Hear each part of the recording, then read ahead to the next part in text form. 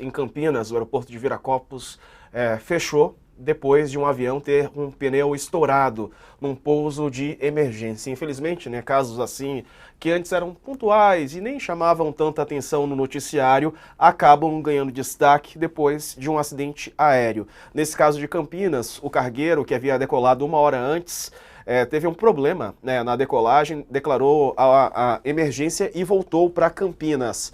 Fábio Pescarini traz a informação que o aeroporto está fechado desde 3h30 da tarde, não há previsão para reabertura. Segundo o aeroporto Viracopos, um Boeing 737-4 cargueiro da empresa Modern Logistics, quer dizer, um avião cargueiro, não de passageiros, teve pneu estourado durante a decolagem, 12h32. O piloto declarou emergência, realizou o procedimento para queimar combustível, ou seja, ficou voando em círculos até realizar o pouso de emergência. Quando teve o outro pneu do lado esquerdo foi estourado e o trem de pouso acabou danificado. Esse voo 9704 iria para o Recife.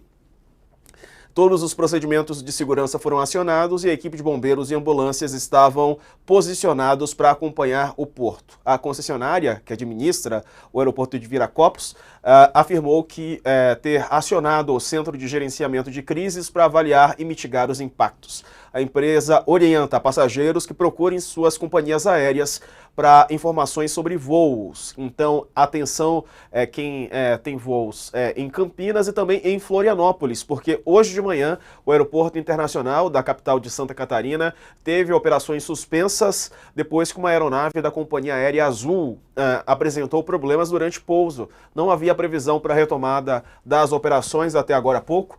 Segundo a concessionária, 54 voos já haviam sido cancelados até as 2 da tarde por conta do fechamento da pista. A situação está sendo avaliada no momento em que voos estão sendo alterados para outros aeroportos. Vale lembrar que o aeroporto de Florianópolis estava sendo utilizado como opção, porque o aeroporto de Porto Alegre está fechado, né, desde as enchentes que atingiram o Rio Grande do Sul. Bom, Sakamoto, agora tem naquela questão emocional, né? Todos nós, depois de uma tragédia como essa, e felizmente por um lado, porque facilita a identificação, mas infelizmente por outro, porque causa traumas, principalmente às famílias, mas não só a elas, né? A gente vê aquela imagem do avião caindo e nada podendo ser feito, traz um impacto psicológico, né? Muitas pessoas têm medo de voar de avião, é claro que agora é preciso esperar as investigações, é preciso que as pessoas que entendem tragam informações precisas e não haja muita especulação ou algo do tipo para não aumentar esse dano psicológico que se expande aí pela população, né? As pessoas querem ter a garantia da segurança. A gente sabe que os aviões são o meio de transporte mais seguro, segundo dados, mas mesmo assim, depois de um acidente como esse e nos dias seguintes, hoje, por exemplo, aconteceu esse incidente em Florianópolis, agora outro incidente em Campinas, isso acaba deixando traumas, né, na população. Deixa, é natural que deixe, né? Ninguém, as pessoas vão sentir, né, sentimentos contraditórios nos próximos dias. Pois mais nada, bem, acho que é meio inútil falar isso, mas é sempre bom de lembrar que voar ainda é o meio de transporte mais seguro, né, de longas distâncias, né?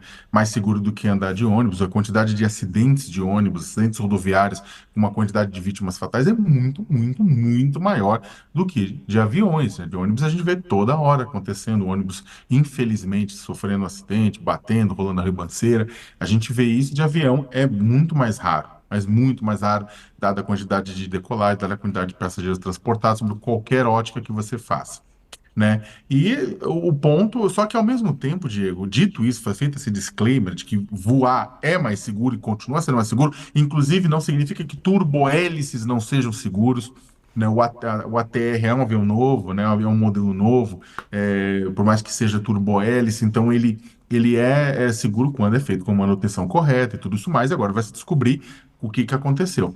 Só que dito isso, o grande problema é que acidentes como esse, né?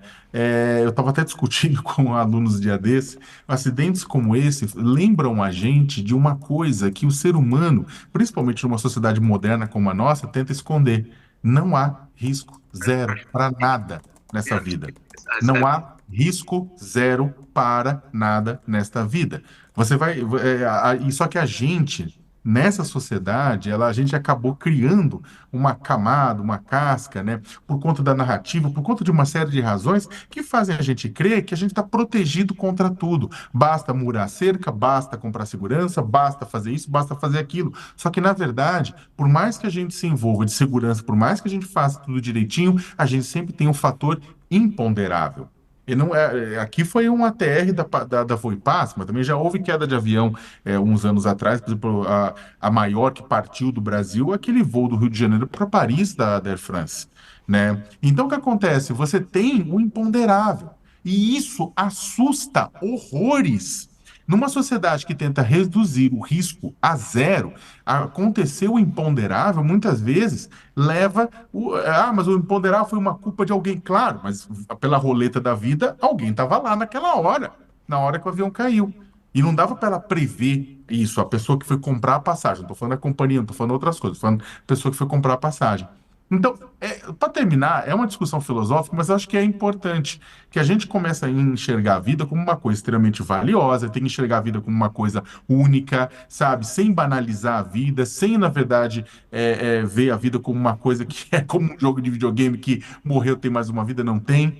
Mas, ao mesmo tempo, entender que essa vida, ela é muito, muito, muito delicada e que não existe proteção total 100% para protegê-la. Você pode atravessar a rua, você pode ser atropelado, você pode, tipo, ter muitas coisas que pode acontecer com a gente. Só que se a gente ficar pensando nisso, e é isso que é o ponto, se o ser humano ficar pensando o que a sua finitude existe e que ela pode acontecer a qualquer momento pela roleta da vida, a gente não sai de casa. É. Infelizmente, a gente não sai de casa. Então, acho que esse é o grande ponto. É lembrar o seguinte: é tentar a gente reduzir os riscos, proteger as pessoas, valorizar a vida, mas lembrar-se a qualquer momento, a todo momento, que risco zero não existe.